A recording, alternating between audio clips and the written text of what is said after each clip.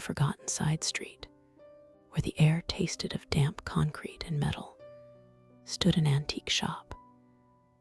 It wasn't just old, it felt ancient, crammed with objects that whispered secrets.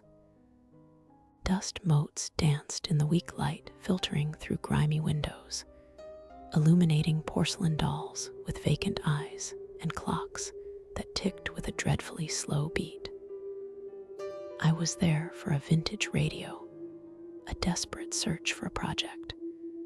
But the moment I stepped inside, a heavy silence fell, thick with an unseen presence. The shopkeeper, an old woman with skin like parchment and eyes like bottomless pits, watched me. She didn't speak, just observed with an unnerving intensity as I navigated the narrow aisles. I found the radio I needed in a dusty corner, its bakelite casing cracked.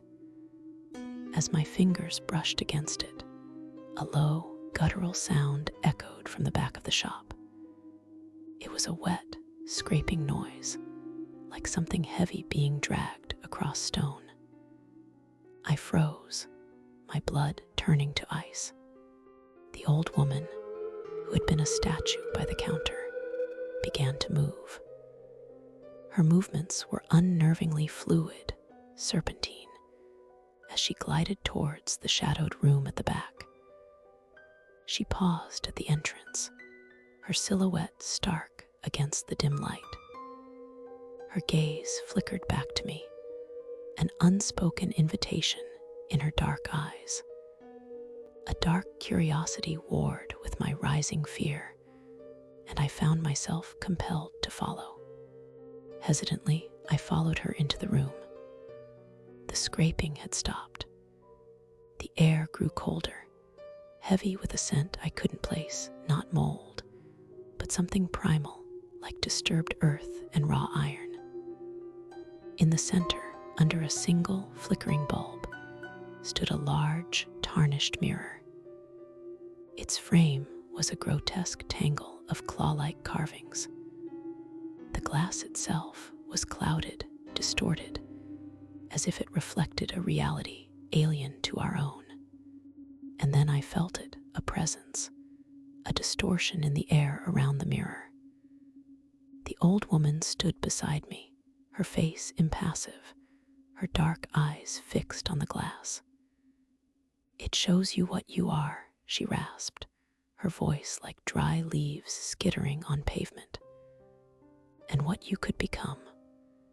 My own pale, anxious reflection stared back, but as I watched, it began to change.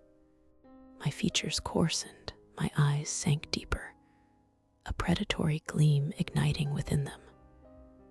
My lips stretched into a horrifying, alien rictus, though I wasn't smiling.